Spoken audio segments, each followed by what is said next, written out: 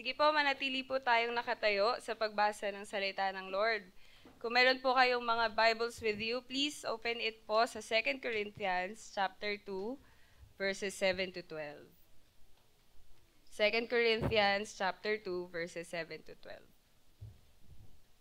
It says, "But we have this treasure in jars of clay to show that this all-surpassing power is from God and not from us.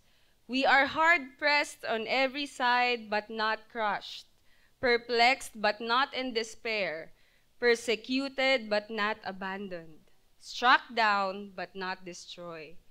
We always carry around in our body the death of Jesus, so the life of Jesus may also be revealed in our body. For we are alive, are always being given over to the death for Jesus' sake, so that this life may also be revealed in our mortal body. So then, death is at work in us, but life is at work in you." Amen? Tayo po'y manalangin. Hallelujah. Panginoon, nagpapasalamat po kami for your very thick presence sa aming pong kalagitnaan. Lord, we thank you, Panginoon, for your love, for your joy, Lord, for your peace, for your wisdom, O God. And Lord, as we listen to your word sa aming pong mga mapapakinggan, Lord, marireceive, hayaan mo po, Lord, that this would be a product, Panginoon, ng mas malalim pang paglilingkod sa'yo, mas malalim pa, Lord, na pagkakilala sa'yo. And Lord, gamitin mo po ang iyong lingkod, Panginoon, itago mo po ako sa iyong krus. At Lord, wala pong ibang mapapurihan kundi ang pangalan mo. Maraming salamat po sa pangalan ni Jesus. Amen. Amen. Pwede po ba nating palakpakan ng malakas ang Panginoon? Amen. Sige po, tayo po ay makakaupo na. Amen. So, kung kayo po ay nagugulat, nagtataka, ako rin po ay nagugulat at nagtataka. Pero, kagaya po ng laging pinapaalala sa akin ng aking pong pastor na if the Lord allows me to stand behind this pulpit, may gagawin at ipapasabi po ang Panginoon. Amen po? Amen. So, ngayon pong buwan, kung inyo pong napapansin, yung mga napapakinggan natin, lagi pong sinasabi sa atin to stand firm. Amen po? Yung tumayo ka ng matatag sa pananampalatayang meron ka. The background of this chapter po, yung 2 Corinthians chapter 2, this is about Paul at yung mga kasama niya pong naglilingkod sa Panginoon. Sino po yung may Diyos sa puso ngayon? Amen. So we can really relate. Kagaya po ni Paul, yung mga kasama niya po, they are giving themselves for the glory and kingdom of God. Kaya po nandito kayo sa mga oras na ito. Pinili nyo na ibigay ang buhay nyo sa Panginoon. Amen po? Amen. Sabi po sa verse na binasa natin, we have these treasures in jars of clay. Alam nyo po, ang pinaka-treasure natin, the greatest treasure that we have, is not the things that we own, but it's our salvation. Yung nakilala mo ang Panginoon, yung nakilala mo yung pag-ibig, naranasan mo ang pag-ibig ng Lord, that is your greatest treasure. Amen po? Sa lahat po tayo, we have this treasure. Totoo po yung sinabi ni Paul. We have this treasure. And, alam niyo po, habang nagme-minister si Paul, yung mga kasama niya, they are in the church of Corinth. Ang Corinthians po, they are very in pursuit of knowledge, civilized, mayaman. Ngayon po, it's like they are saying na, Paul, maraming mas impressive na katuruan kaming narinig. Maraming mas magaganda yung itsura na nakita kaming nagsishare ng gospel. Because as we know po, si Paul, talagang sa iba't ibang lugar na puntahan niya, siya po ay pinapersecute. Pero alam niyo po, pinapaalala sa atin ng verse na ito, na yung mga nasa labas, they may have the package. Pwede pong mas maganda ang alok ng mundo. Pwedeng mas maina, mas komportable yung alok ng mundo. Pero this morning po, we are reminded, they may have the package, we have the treasure. Amen? We have the treasure. So alam niyo po, being faithful to the Word of God, mahirap na po yun. Yung standing firm, kahit po sino ang tumayo dito, they would say it's very hard. Yung sa simple directives ng Bible, kapag po talagang sinunod mo siya, lagi kang may dadaanan na pagsubok. Pero alam niyo po, hindi naman sa lakas natin kukunin kundi sa lakas ng Panginoon. How can you stay standing as the winds of adversities are blowing upon you? So, yun po ang ating pag-aaralan. When we are on a stand, kapag tayo ay nandoon na pagdesisyon na po nating tumayo sa Panginoon, kapag nandoon na po tayo sa stand. So, una po, amen, the design of standing firm. Sabi po sa verse 7, "But we have this treasure in jars of clay to show that this all-surpassing power is from God and not from us."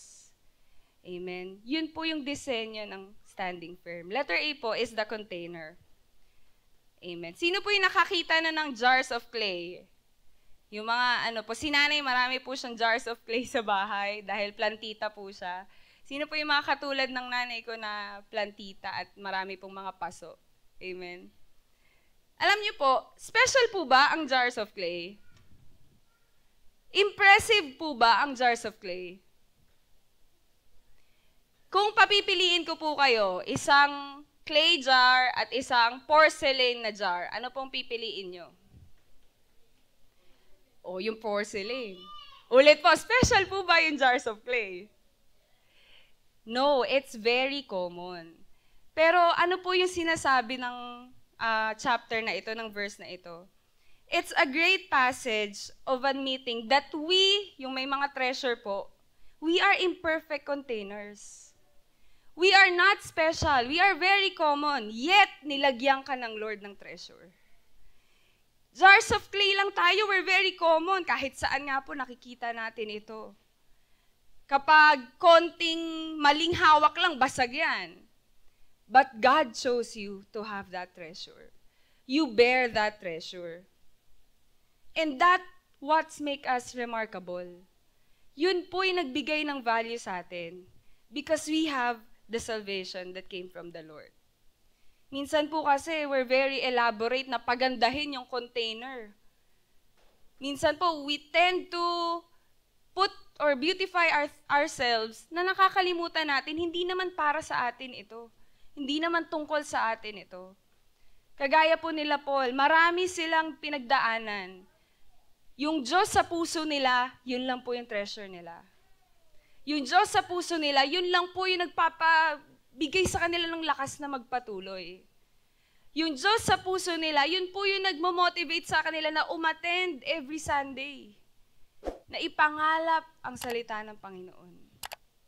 Amen po? Now that you have your treasure, hindi na po sa lakas natin kapag nanghihina tayo.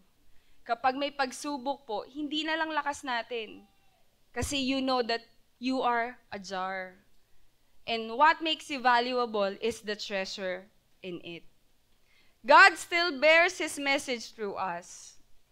Alam niyo po, in our weakness, nagagamit po yun ng Panginoon. Doon niya mas pinapaliwanag yung kapangyarihan niya. Amen po? Amen. So wag po kayong masyadong busy sa sarili natin. Kasi hindi po tayo ang dapat ang makikita, kundi ang Panginoon. Amen po? Whatever we have, whatever the things na na-achieve po natin, ang Panginoon pa rin ang mapaparangalan. Amen po? Pwede po ba natin palakpakan ng Lord? Amen. So that is the container, which is us. We are the vessel. Pero alam niyo po, yung treasure in us, yung message na nasa atin po, it needs to be delivered. Kailangan po nitong maipangalap. Ang clay jar po, hindi lang siya common. It's also good for transport. So ikaw na may treasure, na merong Diyos, you should be transporting the news. Hindi ka lang sisidlan. Ikaw rin ay magbibigay ng treasure sa iba. Kung ano yung light na natanggap po natin, i-share din po natin ito. Hindi naman sinabi ng Lord na kailangan every hour, every minute nasa church ka. Kahit po sa workplace, kahit sa bahay, sa mga eskwelahan po natin, your light will shine. Your light will shine. We are all crackpots at some point. Pwede pong meron tayong konting basag. Pwede po tayong maging leaky sometimes. And that is just good. Okay lang po yun. Kapag may problema ka, hindi mo alam ang gagawin, that's just good.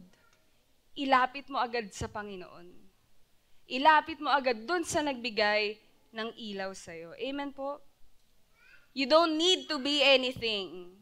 Di mo kailangang maging isang magandang container. Just be a vessel. Just be a vessel. Magpagamit po tayo mightily for the glory of God. And if we have this treasure, it would reflect sa ating pong service, sa ating pong pamilya, sa ating pong mga kaibigan, sa ating pong mga kasama. And you will know that you will bear fruit.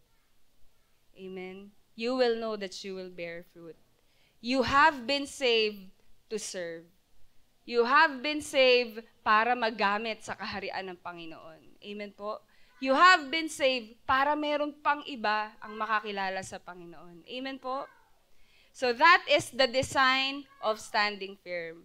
There is a container. Letter B, of course, kung meron pong sisidlan, there's the content, yung volume in it. Kagaya po ng Corinth, parehas din po ito sa sitwasyon natin sa mga oras na to. Gusto po kasi natin to project invincibility, strength, power. Gusto po natin yun nakikita sa atin.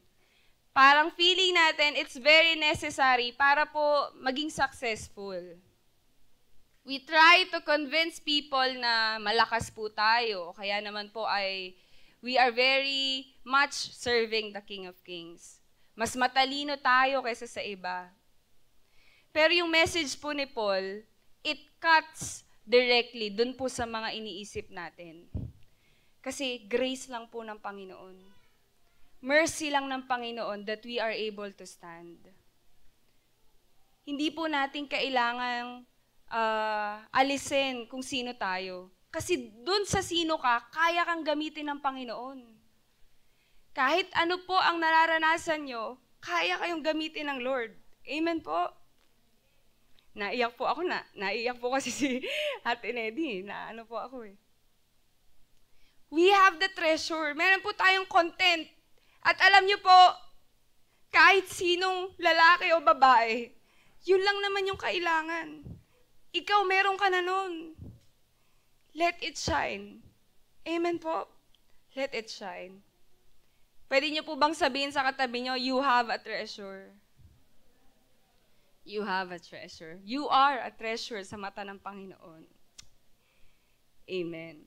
Let's not value the vessel, but the volume that we have. Nasa throwaway pot siya, sa clay jar lang siya. Pero pinili ka ng Panginoon. Nakita ka ng Lord. Nalaman niya, alam niya yung pangalan mo. Tinawag ka niyang personal by your name. And kahit weak or jars of clay lang po tayo, hindi tayo yung makikita, kundi ang Panginoon. The all-surpassing power of God. If you allow God to move in you, alam niyo po yung flaws natin, yung imperfection natin, you will stand in front at wala kang makikita kundi ang grace ng Lord. Yun lang naman po yung gusto natin yung ibigay yung pinakamainam sa Lord. Sa kahit anong aspeto po natin. In God's economy, nothing is wasted. Wala pong waste sa harapan ng Panginoon. Just be available para po sa kaharian ng Lord. Amen? Wala po kayong kailangang gawin. Just be a vessel at hayaan niyo po ang Lord ang kumilos sa buhay niyo. Amen? Amen. So let's start with the design of standing firm. Pangalawa po, Kung nung una po, light pa yung sinasabi ni Paul. Second po is the demonstration of standing firm. Ngayon, eto na po yung mga paradoxes ng mga sinabi ni Paul. Dito na po medyo pabigat siya ng pabigat. Sabi po, we are hard-pressed on every side but not crushed. Perplexed but not in despair. Persecuted but not abandoned.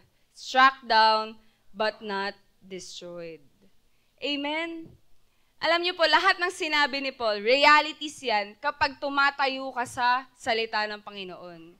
Kung tingin niyo po ang ministry ay hindi mahirap, you will later suffer in death. Kasi baka hindi totoo yung paglilingkod na meron ka. Sabi po ni Paul, sabi ng mga apostles, mababasa po natin yan, si David, sila Gideon, si Jeremiah. It's hard. The ministry is hard. Pero dahil nga merong nilagay ang Lord na treasure sa kanila, they can demonstrate standing firm. So let's see po, ano po ba yung mga paradoxes na sinabi ni Paul? So sabi po, una, sabihin nga po natin, afflicted, not crushed. Amen. So yung afflicted po, si Paul po, kahit saan siya magpunta, hinahunt siya nung mga taong gustong pumatay sa kanya. Maaaring hindi po natin maranasan na literal na hinahunt tayo, pero pwedeng yung past mo, pwedeng yung so much dreams mo in the future. It could weigh us down. Magiging mabigat po tayo. Pero ang pangako ng Lord, mararanasan mo yon, pero you will not be crushed. Hindi ka walang escape. Hindi ka walang ibang pupuntahan. Mabibigatan ka, mahihirapan ka, oo kasi sumusunod ka sa akin. Pero tumawag ka lang, you will never be crushed. Amen? Yun po yung dinedemonstrate nila Paul that time. Si Paul, ang tingin niya po sa sarili niya, he is very different from the other apostles. Bakit po? Kasi sila, John, sila Peter, kasama nila ang Lord, physically. Si Paul, alam lang niya, the Holy Spirit is in him. Jesus lives in him. Hindi niya mukha ang nakita ang Panginoon. Nakasama in the ministry ang Panginoon. Pero ganun niya sabihin na, I am afflicted, pero wala akong escape. Because I have Jesus. Pangalawa po, perplexed but not in despair. Sino po dito yung mabilis mag-alala? Mabilis na mag-isip ng mga bagay-bagay. Lumalaki, ganun lang, pero mamaya ganun na siya. Amen? Nature po ng natin yun, ng isip. Ngumingiti sa akin. Ako po ganun. Isang bagay lang, mamaya, malaki na po siya. Ganon din po sa paglilingkod natin sa Panginoon. Pwede po tayong maging deeply anxious in serious doubt, not of God, but of the things around us. Pero hindi ka mamumuhay sa takot. You will not be in despair, kagaya nila Paul. May mga taong gustong pumatay po sa kanya. Literal na kukunin ang buhay niya. Pero dahil alam niya, treasure yung nasa kanya, hindi siya mabubuhay sa takot. Ipaparating pa rin niya ang salita ng Panginoon. Amen po. Hindi naman po natin kailangan maglakad lang sa labas tapos magbabahay-bahay po talaga tayo. In your social medias, in your office, sabihin mo lang, mahal ka ni Lord. You are letting your light shine. Meron lang pong maipag-pray ka. Naipakita mo na po yung treasure na meron ka. Hindi po tayo binigyan ng Diyos ng takot. Amen? Ng timid. Hindi po tayo timid. Kaya pwede po tayong mabuhay ng may liwanag sa puso, ng may tapang sa ating pong mga puso. Sometimes we can never answer why. Minsan di po natin kayang sagutin lahat ng bagay, lahat ng bakit. Pero alam niyo po, the Bible, the Word of God, can give you sense. Can give you direction. Can give you knowledge Kaya subukan niyo po yun kapag naguguluhan na kayo, open your Bibles. Talk to God. Wala naman pong ibang may alam ng lahat ng mga ito kundi ang Panginoon. Amen po? Amen. Thirdly po, they are persecuted but not abandoned. Ito po yung fear natin madalas Yung ayaw po natin na maiiwan tayo or mag-isa na lang tayo. Si Paul po, he is a victim of organized effort na talagang patayin, hulihin. Pero alam niyo po, we can relate to this. Sino po dito yung mga nagtatrabaho, nasa school? Sometimes po, di ba, ma-feel nyo mistreated kayo. O kaya naman po, you're sharing the Word of God, you are telling others about His love, walang nakikinig sa inyo. Di ba po? When you pray, parang ang tingin nila sa'yo, you're so holy, banal na banal ka. Persecution po yun. Face yun ng persecution. Pero kagaya po ng sinabi ko last time when I also stand here, ang lahat ng tumatayo sa Panginoon, hindi mag-iisa. Amen? Kumbinsihin niyo po yung katabi niyo, ang lahat ng tatayo sa Lord, hindi mag-isa. Amen? Hindi po kayo mag-isa. Kahit maiwan kayo physical, you have Jesus in you. And that is greater than who is in the world. Amen. You will never be abandoned. The world may harass you. Pwede po maging unfair ang mundo. Pwedeng maging unfair yung kasama mo. Nangako, hindi ka iiwan, pero umalis. Alam niyo po, stand in the word of the Lord. Stand in the word of the Lord. Hindi po sinabi sa atin na wag niyo silang ramdamin. Wag niyong ramdamin to. Kasi mararanasan po talaga natin to. Pero yung sinasabi ni Paul na paradox, ito yung bigay ng Lord. Ito, nasa mundo siya. Dahil nasa mundo tayo, mararanasan po natin siya. Pero ito, bigay ito ng Lord. Ito, galing to sa Lord. At yun yung treasure na nasa puso po natin. You will never be abandoned. They will ignore your effort when you share the Word of God. Si Lord na inaalok mo, pero hindi ka nila pinapakinggan. Hindi ka iiwan ng Panginoon. You have that promise. As long as you stand firm and recognize the Lord of your life. Amen po? Ang Panginoon lang. Lastly po, struck down but not destroyed. So here po, Paul is talking about physical death. Sabi po sa mga susunod na verses, it's like his body is wasting away. Nahihina na siya, nahihirapan na po siya. Beaten. Yung reputation niya po as apostle, it is struck down. There's a very beautiful quotation po, sabi. Christians, they may be knocked down. Tayo daw po ay pwedeng ma-knock down ng lahat ng mga bagay na nararanasan natin. But they are never knocked out. Knocked down but never knocked out. Why? Because our strength comes from the sustaining power of God. All-surpassing. Yung naranasan ni Paul, yung mga pwede po nating maranasan ngayon, ang strength na binibigay ng Lord, all-surpassing power. Amen po? Hindi lang naman po yan yun As we go on, as we journey in our life, pwede pong madagdagan pa yan. Grief, sadness, anxiety. But the Lord will give you all-surpassing power.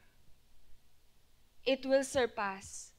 At yung strength ng Lord, yun lang po ang ating kailangan. So tawag po tayo sa Lord. When you stand firm, kapag nagdesisyon po kayo na stand firm, you will be attacked. Pero your strength is not of your own, but of God. Amen po? Sa Panginoon po tayo kumapit. So that's the demonstration of standing firm. Kaya ministry is hard. Totoo po yun. Ilaban ng Panginoon is hard. Pero as Christians, that is what we're supposed to do. Yun po ang dapat nating ginagawa. Yung treasure na nasa atin, hindi po ito for keep safe lang. It is for transport. It is for sharing sa ating pong mga kamag-anak, sa ating pong mga kaibigan. Because our light should shine even in the darkness. Amen po. Yung demonstration of standing firm, naranasan po ito ni Paul. And he is saying to you today that you will experience this also. Mararanasan din po natin to. Pero ang sabi ng Lord, you will never be crushed.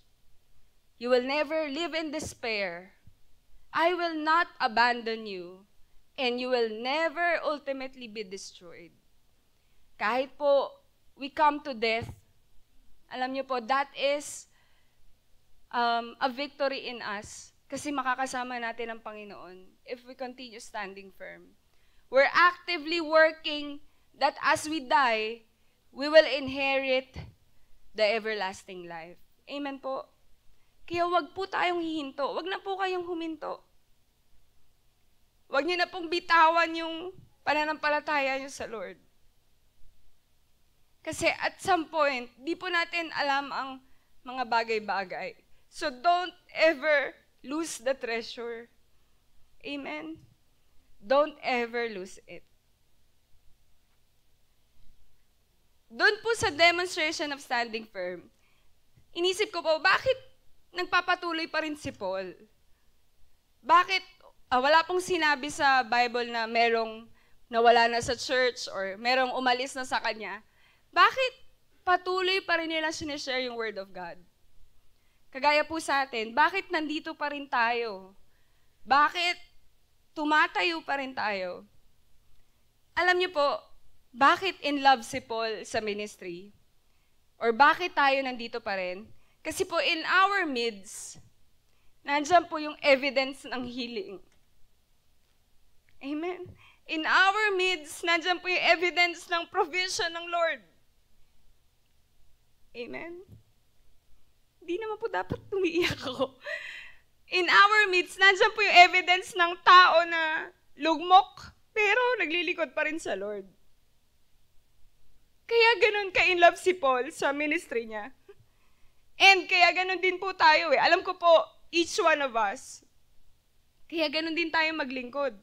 Kasi napapalakas tayo ng mga kasama natin. They are evidences of how powerful the Lord is. Amen po. Amen. Pwede po ba nating palakpakan ng Panginoon? Amen. Pang-break lang po ng ano. We are evidences. Kaya mahal ni Paul ang ministry. Kaya mahal niya si Lord. Kasi within us, andyan po yung evidences niya para mas maglingkod pa sa Lord. Kahit po tumagal pa siya sa ministry, kahit doon po sa life niya, humaba pa yun, I believe he will still work for the Lord. Just like us. Kahit ano pa po ang dumating, sama-sama pa rin po tayo maglilingkod sa Lord. Amen? Sama-sama pa rin po tayong sasamba at magpupuri sa Lord. Amen po? Amen. Pwede niyo po ba sabihin sa katabi niyo, salamat, nandito ka. Ebidensya ka. Ebidensya ka ng Lord. Amen.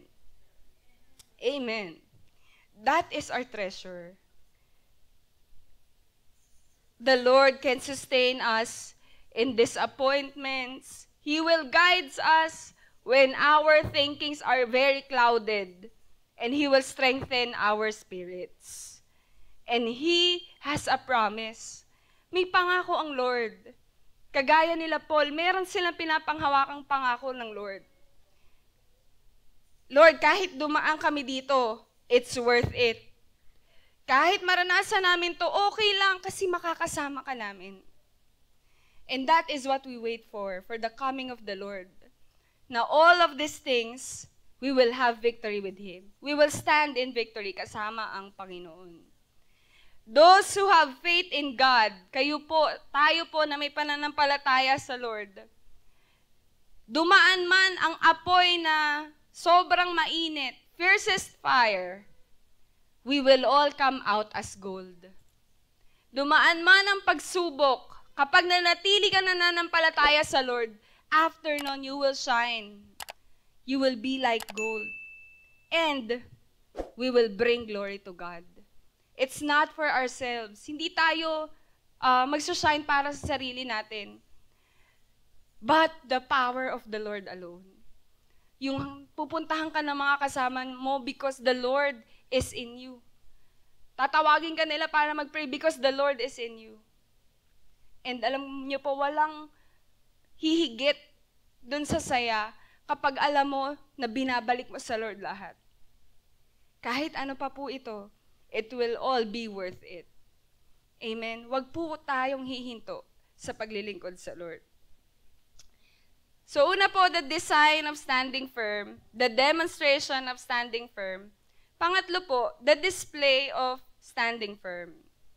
Dito po sa latter part ng verse na binasa po natin, for we who are alive are always being given over to death for Jesus' sake, so that His life may also be revealed in our mortal body. Kanina po, in the demonstration of faith, sinasabi ni Paul, ganito kami mag-share ng Word of God. Ganito namin ipahayag yung salita ng Panginoon. Ito yung nararanasan namin. Dito po sa display of standing firm, ganito kami mamuhay. Ganito yung buhay namin na may Diyos sa puso. Now, we are not just deliverers of the Word of God. This now is our lifestyle. Yung pagtayo sa Panginoon, it should be your lifestyle, our lifestyle. That in our everyday existence, hindi ka mahihirapang mamili kasi ang gusto mo lang lagi, papurihan ng Lord. In our everyday living, you are carrying in the death of Jesus. Babalik ka lagi dun sa krus. Babalik ka lagi kung paano mo unang minahal ang Panginoon. And that will give you motivation para po araw-araw piliing tumayo sa salita ng Panginoon. Amen po. Araw-araw piliing mahalin pa, maglingkod pa sa Panginoon. Yung buhay po na meron tayo, it's a death to self kind of life. Patay sa sarili na buhay. Amen po? Sabi ng mundo, self-love. Pero the Lord commands us to deny ourselves. Araw-araw, ang gusto po natin ay mapurihan ng Panginoon. Makita yung resurrection ng Panginoon in us. So that others might know life. Yun po yung display ng standing firm. Yun yung pinapakita nila Paul in their lives. Kami, nagpapakahirap kami, we are afflicted, we are struck down, pero hindi para maubos kami. So that others might see sino yung nagpapalakas sa amin. We are experiencing this hindi para malugmok po tayo sa problema, mahirapan lang. Hindi nyo po alam, kayo pala ang nagiging testimony ng ibang tao. Di nyo po alam, dahil pala sa inyo, kaya nakakilala sila. Di nyo po alam, nakita nila yung ilaw. Kaya po they also decide to walk in your path.